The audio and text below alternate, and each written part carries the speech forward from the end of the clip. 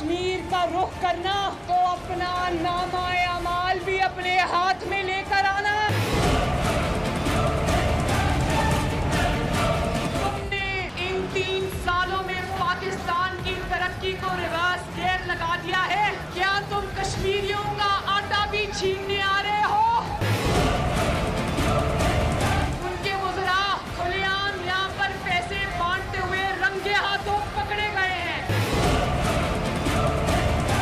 इमरान खान का इंतखाबी निशान होना चाहिए महंगी चीनी, आटा चोरी, चीनी चोरी, लोड शेडिंग और कश्मीर फरोशी।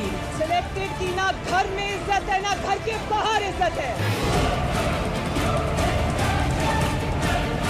कश्मीर को मोदी की झोली में फेंक के आ जाता है। अब कश्मीर के अवाम ये कहना चाहते हैं कि उसी वर्ल्ड कप में चुल्लू भर पानी भरो और बिस्मिल्लाहिर्रहमानिर्रहीम, अस्सलाम वालेकुम।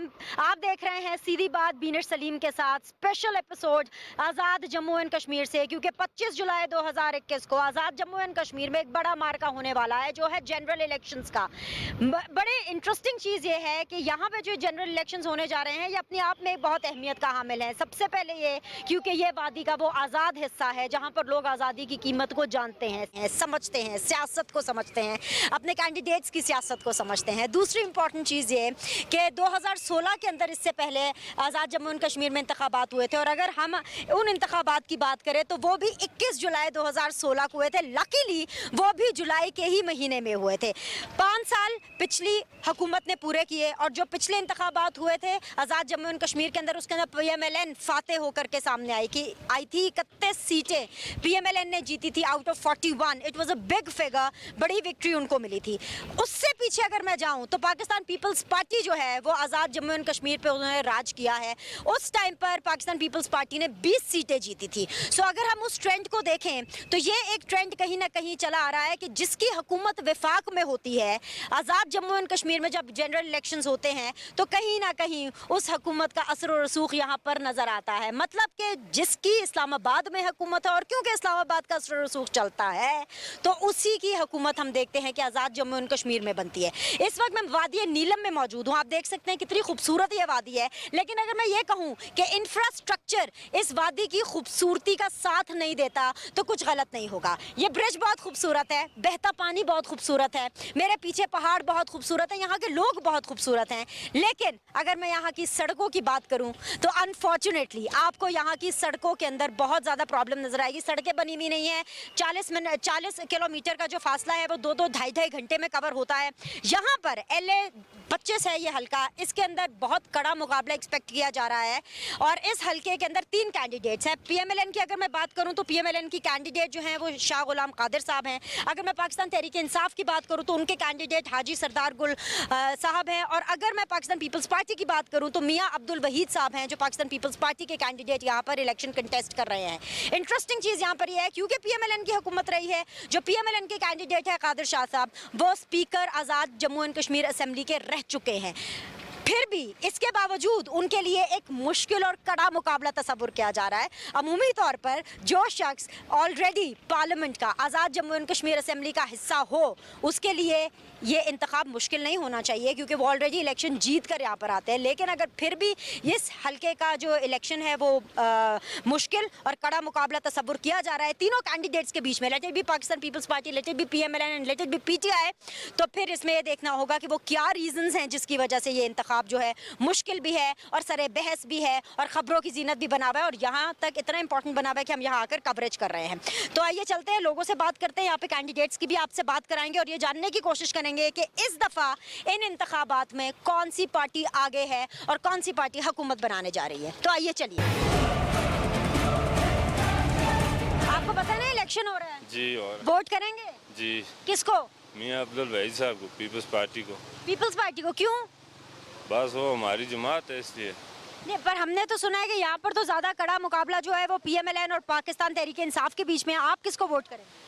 हम देंगे मियां अब्दुल वहीद साहब को, पीपल्स पार्टी को। पीपल्स पार्टी तो उनके मुझे बैनर्स वगैरह तो यहाँ पे कम नजर आ रहे हैं, यहाँ पर तो ज्यादा मुझे नून लीग के और PTI के बैनर नजर आ रहे हैं, इसलिए ज्यादा लगा है। मरीम नवाज साहब भी आ रहे हैं, और यहाँ थोड़ा सा उसका शाह साहब का घर भी है यहाँ, इसलिए इसलिए इधर ज़्यादा है।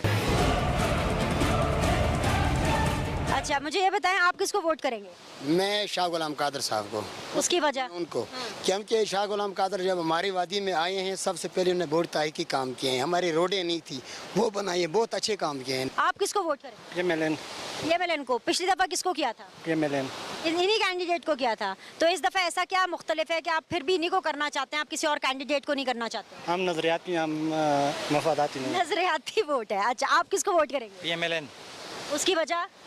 शाह गुलाम कादर के आने से नीलम वैली की वोट की इज्जत बढ़ी है और बहुत तरक्याती काम भी हुए हैं, तो Shah Ghulam Qadir is the best leader is Neelam valley.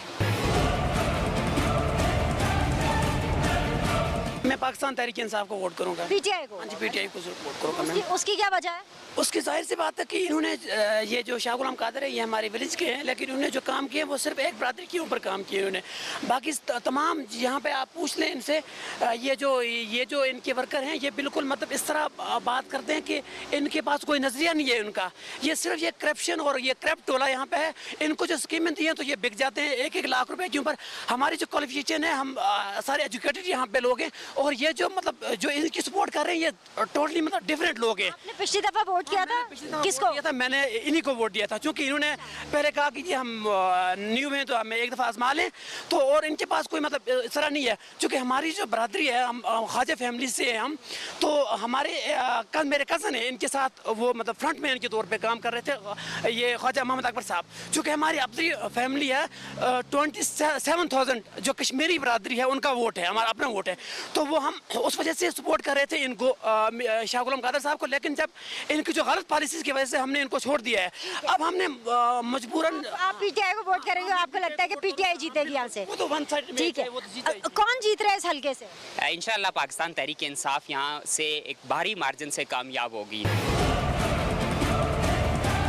तो नाजरीन, हमारे साथ इस वक्त मौजूद हैं यहाँ के कैंडिडेट जो कि स्पीकर भी हैं आज़ाद जम्मू एंड कश्मीर के, और PMLN के रूहे रवा भी हैं यहाँ पर। इसके अलावा एक सरप्राइज़ भी है हमारे पास, क्योंकि ऑल द वे कराची से जो तर्जुमान है मरियम नवाज़ और नवाज शरीफ साहब के, मोहम्मद ज़ुबैर साहब भी मेरे साथ मौजूद है। लेकिन ज़ुबैर साहब, आपकी इजाज़त से पहले कैंडिडेट से बात कर लें, फिर बिल्कुल, तो फिर हम मोहम्मद ज़ुबैर साहब से भी बात करेंगे। अस्सलाम वालेकुम शाह कादिर साहब। कैंपेनिंग आपकी कैसी जा रही है? आप गुजर के आई हैं रोड पे तो आपको अंदाज़ा हो गया होगा, अल्लाह का करम है, ये हल्का, ये ज़िला नवाज शरीफ के चाहने वालों का ज़िला। तो आप जीत रहे हैं? मुझे तो उम्मीद है, बहुत कोई डस्का वाला काम ना हो तो हमारे लिए कोई मसला नहीं है। नहीं, वैसे तो आप स्पीकर भी रहे हैं, स्पीकर के लिए कोई भी इलेक्शन, जीते हुए कैंडिडेट के लिए इलेक्शन कड़ा तगड़ा मुश्किल नहीं होना चाहिए, लेकिन सुना है कि यहाँ पे पाकिस्तान पीपल्स पार्टी और ख़ास तौर पे PTI बहुत टफ कंपटीशन देने वाली है आपको। लेकिन ना PTI की तो कोई मुस्तकबिल नहीं, 1.5 साल के बाद पाकिस्तान से भी उसने रफू चक्कर हो जाना है, इसलिए लोगों का रुझान कोई PTI की तरफ तो है नहीं है, मुस्लिम लीग नून की तरफ है पब्लिक का रुझान। हमने खिदमत भी की है, जो हमारे बस में था वो हमने किया है, और ये आप जिस सड़कों पे आई हैं, 70 साल से ये सड़कें किसी ने नहीं बनाई। हमने आधा, ये नवाज शरीफ साहब 2011 में आए थे तो उन्होंने ऐलान किया था, उसमें हमने काम किया, 2016 में हमारी हुकूमत बनी, हमने काम किया, आधा नीलम जो है उसको हमने कारपेटेड रोड दे दिया, और बाकी पे अभी काम जारी है। ख्वाजा सीरा जहाँ पे आपका घर है, वैसे बुरा मत मानिएगा, मैं आपके घर के सामने से होकर आई हूँ, लोग हैं वैसे काफी ज्यादा, सेलिब्रेशन चल रही है, लेकिन वहाँ तक सड़क नहीं है। वहाँ तक पहुँचने में 40 मिनट का सफर मुझे 2.5 घंटे लगे। जी, वो इसी का जिक्र नून लीग तो जानी ही सड़कों पुलों के लिए जाती है, इस हद तक जाने जाती है कि इस हुकूमत ने सड़कें और पुल जो है वो गिरवी रख दिए, आगे पैसे ले लिए, तो आपने अपने घर तक सड़क नहीं बनाई। नहीं, मैंने अपने घर की सड़क बाद में बनानी थी ना, और मैं चूँकि जहाँ से हमारा ज़िला नीलम शुरू होता है मार्बल, वहाँ से मैंने काम शुरू किया। अभी हम हाफ वे पहुँचे हैं कारपेट, उसके बाद अभी काम जारी है। जैसे जैसे अभी ठेकेदार काम कर रहे हैं, कटाई का काम कर रहे हैं, ये बिल्कुल तौबड़ तक ये रोड जाएगी, और उसके बाद जो हमारा टूरिज़्म इंडस्ट्री, आज 3 लाख टूरिस्ट आते हैं सालाना जो नीलम में, वो हमारा टारगेट जो है वो इंशाल्लाह 10 लाख टूरिस्ट का है, तो इकोनॉमी ताकि यहाँ पे बेहतर हो सके। यहाँ पे कोई धांधली वांधली तो नहीं हो रही है, कोई किसी एक खास पार्टी के लिए स्पेस तो नहीं बन रही है? अभी मैं इस बारे में कोई कमेंट नहीं कर सकता, लेकिन मुझे लगता है कि मुदाखलत जो है कहीं ना कहीं से कुछ है, कहीं ना, और वो भी जो है वो पैसों की जो बंदरबाट शुरू की है इन्होंने पीटीआई वालों ने, मुझे नहीं पता कहाँ से पैसे ला रहे हैं, ये लोगों को पैसे बांट रहे हैं। मैं वैसे आपको बता दूं पीटीआई के कैंडिडेट आज यहाँ पर वादी नीलम में मौजूद भी नहीं है, वो पिंडी में है, उनसे रब्ता किया गया। आप लोग को भी बता दूं क्योंकि इस प्रोग्राम के अंदर मैंने कैंडिडेट्स को भी शामिल करना था, लेकिन पीटीआई के जो कैंडिडेट है मुझे ये बताया गया कि वो यहाँ पर मौजूद नहीं है और वो पिंडी में इस्लामाबाद में है, वो कल आएंगे। सो मेरे लिए ये भी सरप्राइज़ था कि कैंपेन के बीच में किस तरह से आप अपने हल्के को छोड़ के जा सकते हैं। लेकिन शाह कादिर साहब, अगर इस दफ़ा आप जीत जाते हैं तो ऐसा क्या करेंगे जो आपने पिछले 5 साल में नहीं किया? लेकिन मैंने जितने काम शुरू करवाए हैं ये 5 साल लगेंगे मुझे उनको मुकम्मल करने में, इसलिए कि ये जहाँ पे आप बैठी हैं ये शारदा में इंटर कॉलेज में मैंने दिया था, डिग्री कॉलेज भी मैंने दिया, केल में बच्चियों का डिग्री कॉलेज मैंने दिया, ये सारी सड़कों का जो है वो कारपेटेड रोड्स का मैंने टेंडर किया, 113 किलोमीटर लिंक रोड्स हमने बनाई। ये जो आप कह रहे थे ना मुस्लिम लीग रोड्स की वजह से पहचानी जाती है, मैंने दरिया नीलम में 5 साल में 5 पुल बनवाए। यहाँ पे एक पुल है वो हम इसलिए नहीं बना सके, वो ठेकेदार पीपल्स पार्टी का था, वो ठेकेदार जो है वो पीपल्स पार्टी का ऐसा कोई था कि रोज़ किसी अदालत से स्टे ऑर्डर लेके उसने नहीं काम करने दिया हमें। अब उसका जो है एंड पे जाके कैंसिल कराने में हम कामयाब हुए हैं। तो यहाँ पे एक यूनिवर्सिटी बनाने का, ये शारदा जो है ये बहुत तारीखी मुकाम है।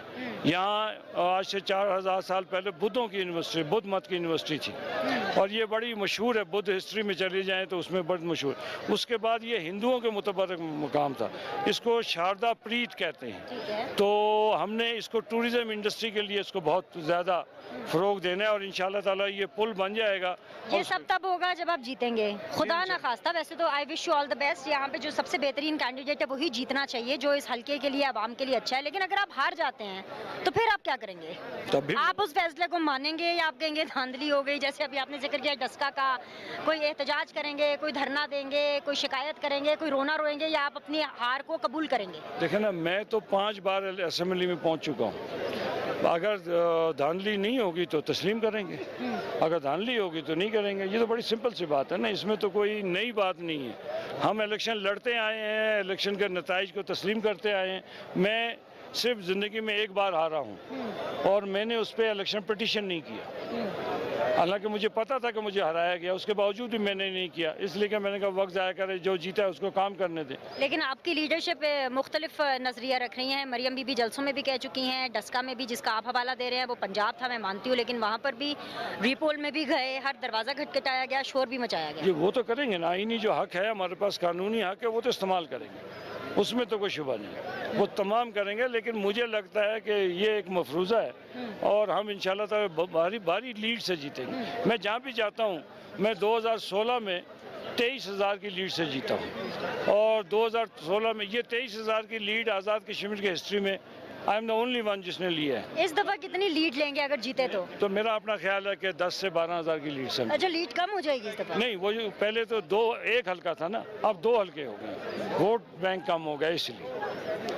एक यहाँ पे वक्फा लेते हैं, वक्फे के बाद वापस आएंगे और अपनी गुफ्तगू के सिलसिले को हम जारी रखेंगे और ये जानने की कोशिश करेंगे कि आज़ाद जम्मू एंड कश्मीर के आखिर अवाम, उनकी प्रॉब्लम्स क्या हैं, यहाँ पर इन पॉलिटिशियंस को, इन पॉलिसी मेकर्स को, अवाम को सर्व करने वाले लोगों को आज़ाद जम्मू एंड कश्मीर की सबसे बड़ी प्रॉब्लम क्या लगती है। एक छोटा सा वक्फा, विल बी बैक।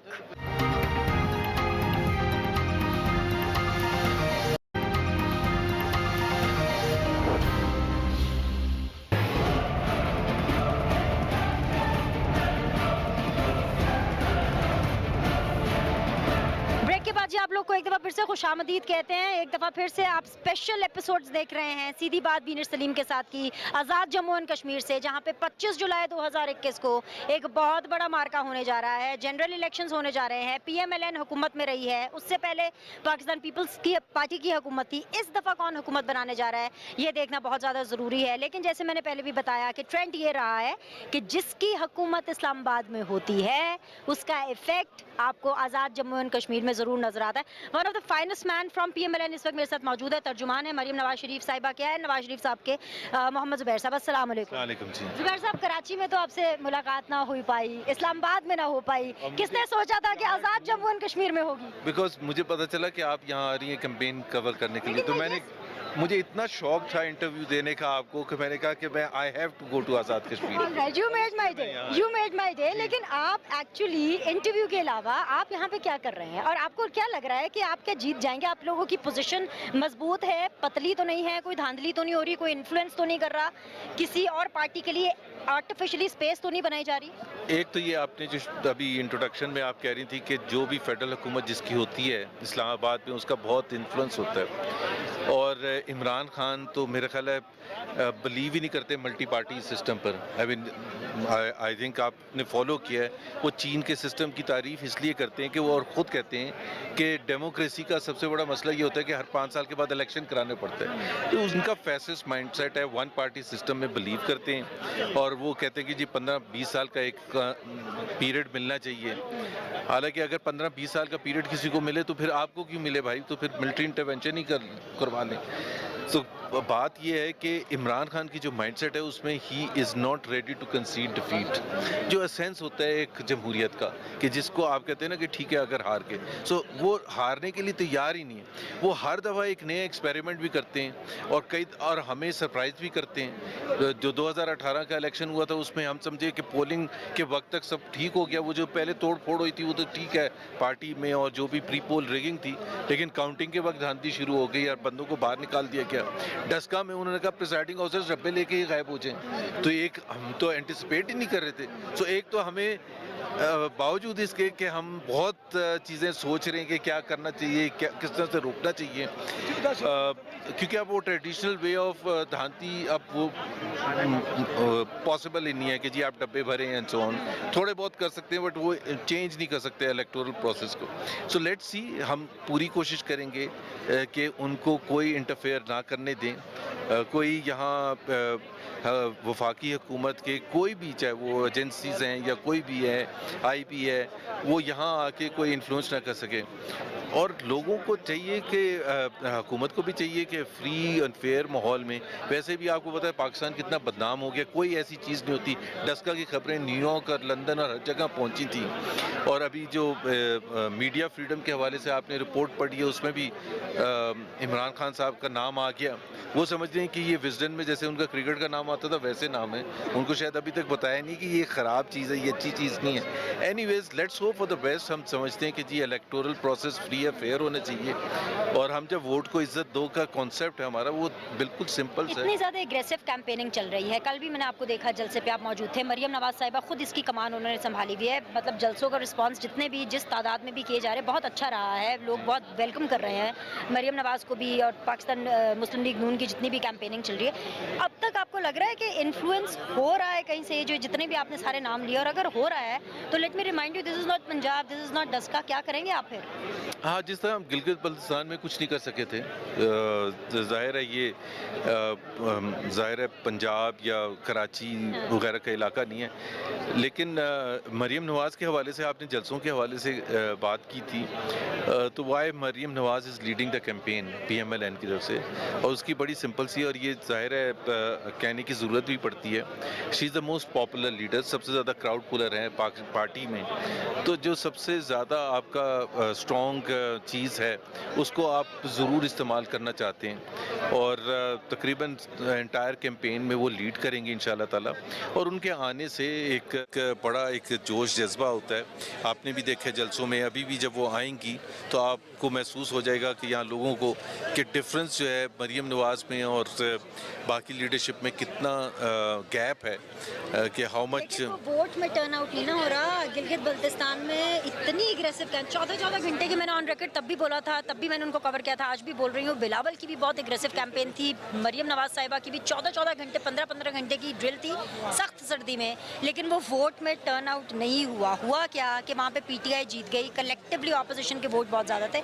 इस दफ़ा तो इमरान खान साहब आ रहे हैं सर, उन्होंने अपने जलसे अनाउंस किए हुए हैं, तो फिर क्या होगा? गिलगित बल्तिस्तान में तो खान साहब नहीं गए थे, फिर भी आपको हार हो गई। आप तो इमरान खान को ऐसे बात कर रही है जिस तरह पता नहीं कौन आ रहा है, इमरान खान आ रहे हैं तो वज़ीर आज़म आपको नहीं पता? नहीं, सिलेक्टेड हैं, वही वो selected, yes I know selected हैं, और उस हिसाब से तो हम उनको वज़ीर आज़म मानते हैं। लेकिन मैं तो सिर्फ पॉपुलैरिटी के हवाले से या लोगों की एक जोश व खरोश के हवाले से बात कर रहा हूँ। ज़ाहिर है वो उनके पास तमाम असर रसूख है, वो बंदे भी इकट्ठे करेंगे और जो इंफ्रास्ट्रक्चर है उसको भी इस्तेमाल करेंगे। लेकिन हैविंग सेड दैट, देखिए हमें तो अपने ऊपर अपने से कोशिश करनी चाहिए, और इमरान खान साहब को बिल्कुल हक है वो आएँ और जलसे करें। इंशाअल्लाह ताला हम शो करेंगे। और जैसे स्पीकर साहब ने कहा, इन्होंने बड़े 5 साल में काम किया है, हमने जो आज़ाद कश्मीर में डिलीवर किया है उसको वो मुँह बोलता सबूत है। कुछ गैप्स हैं, बिल्कुल हैं, और वो होते हैं, लेकिन इंशाअल्लाह ताला ज़रूर हम इसमें कामयाबी हासिल करेंगे और टफ टाइम देंगे, दबा के टफ टाइम देंगे, इतने आसानी से हार नहीं मानेंगे।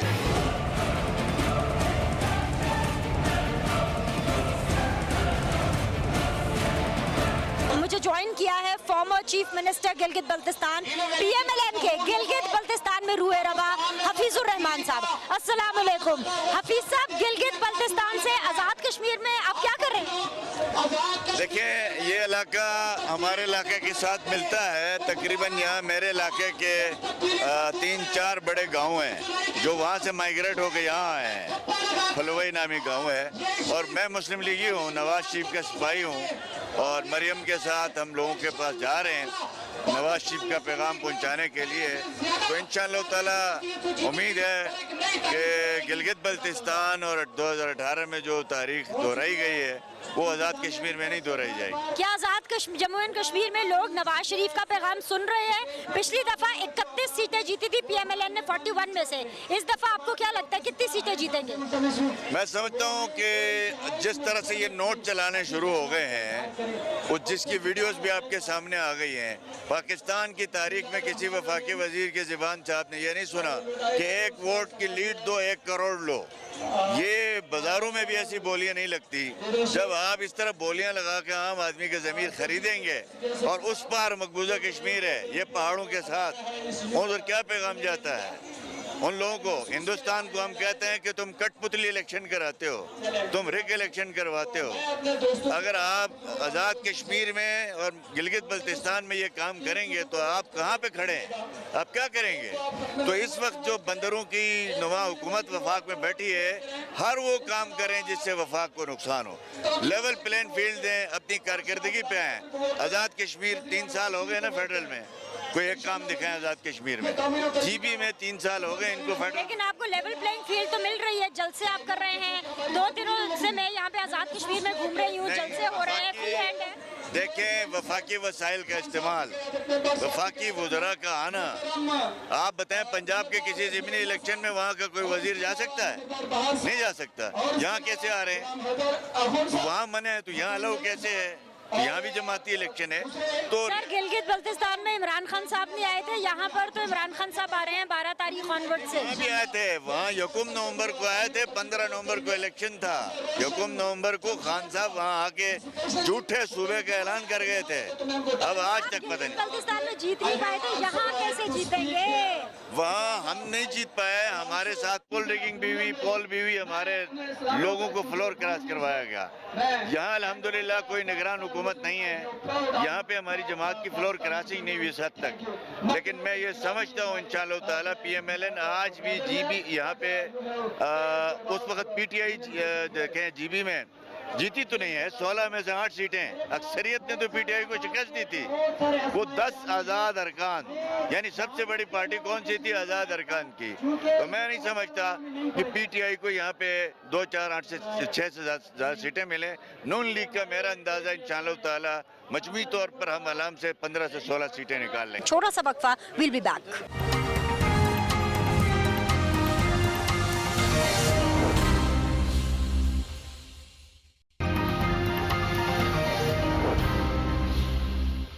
और इस वक्त तक नाज़रीन मैं मौजूद हूँ पाकिस्तान पीपल्स पार्टी के कैंडिडेट के साथ जो कि आज़ाद जम्मू एंड कश्मीर के अंदर अपना इलेक्शन कंटेस्ट कर रहे हैं। सियासत के अंदर वो नए नहीं हैं, 4 दफ़ा उन्होंने इलेक्शन कंटेस्ट किया है, 2 मिनिस्ट्रीज़ को मिनिस्टर करने का उनको शर्फ हासिल हुआ है। फॉरेस्ट मिनिस्टर रहे हैं फॉर्मर, और साथ ही साथ फॉर्मर एजुकेशन मिनिस्टर भी रहे हैं आज़ाद जम्मू एंड कश्मीर के। और अभी हम उनसे बात करते हैं। मुझे ज्वाइन किया हुआ है मियाँ अब्दुल वहीद एडवोकेट साहब ने। अस्सलाम वालेकुम, खुश आमदीद, बहुत बहुत शुक्रिया। आपकी कैंपेन कैसी जा रही है? वालेकुम सलाम, बहुत शुक्रिया आपका। और सबसे पहले तो मैं आपका, आपकी पूरी टीम का शुक्रिया अदा करता हूँ कि आप एक बड़ा फार फ्लंग सफ़र करके लाहौर से नीलम आए। तो जहाँ तक मेरी कैंपेन का ताल्लुक है, अल्लाह का बेपना फजल है, उसका करम है, एहसान है अल्लाह का। मेरे जो कारकुन हैं मेरे जो कारकुन हैं वो अल्हम्दुलिल्लाह चार्ज हैं, फुली चार्ज हैं, और कैंपेन फुल स्विंग पे चल रही है अल्हम्दुलिल्लाह इस वक्त। तो आप जीत रहे हैं? मुझे कभी उम्मीद है अल्लाह की ज़ात से कि मैं जीतूंगा इंशाल्लाह। अपना मुकाबला किसके साथ समझ रहे हैं? PMLN के कैंडिडेट के साथ समझ रहे हैं? पाकिस्तान तहरीक इंसाफ के साथ अपना मुकाबला समझते हैं? लोअर नीलम वैली जो है, लोअर नीलम वैली में मेरा मुकाबला जो है वो